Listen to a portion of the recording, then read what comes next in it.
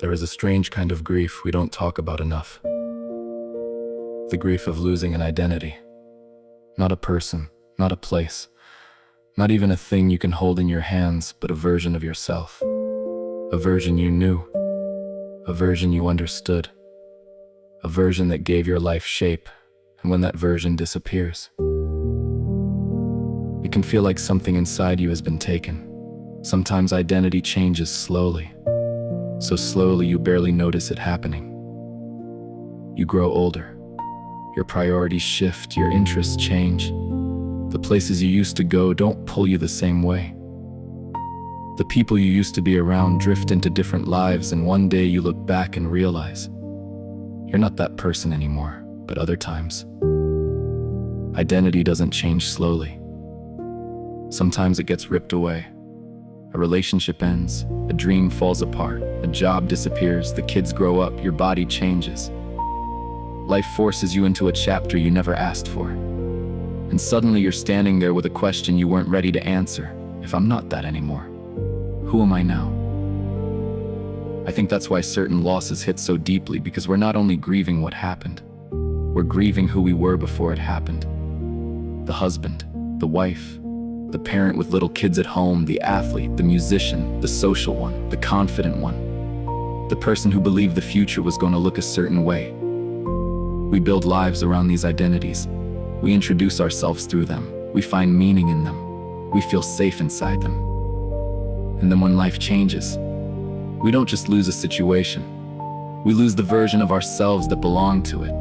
And that can be incredibly hard to explain.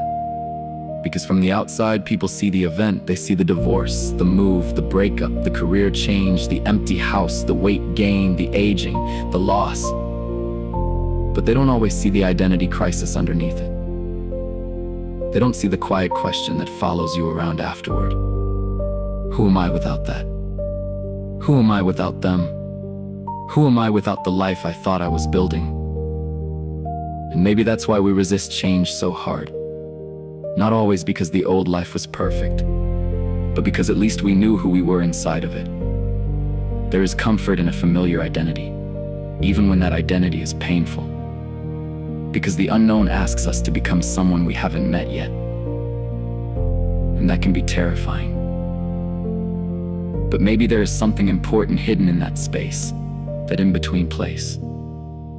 The place where you're no longer who you were, but not yet sure who you're becoming.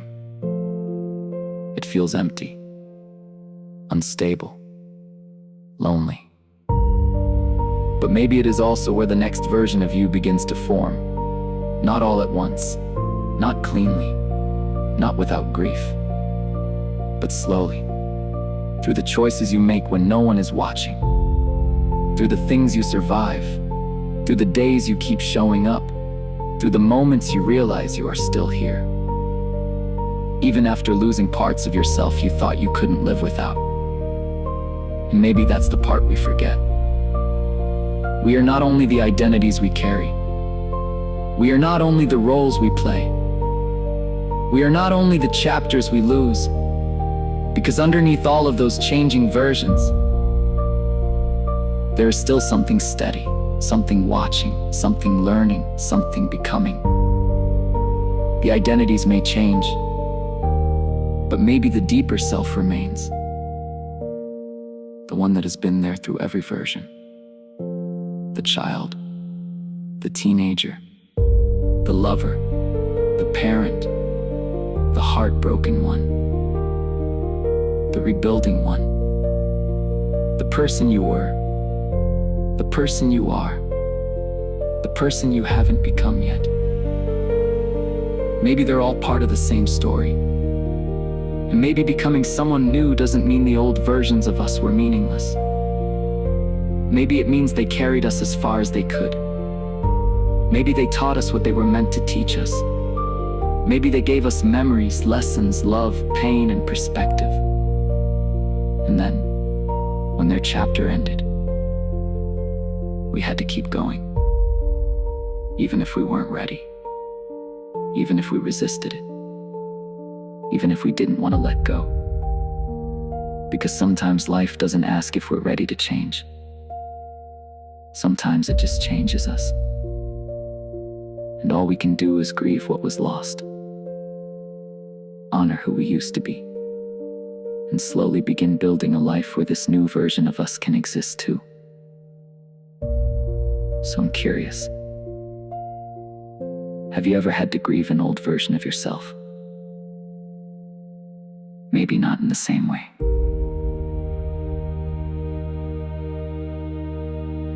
but in your own way.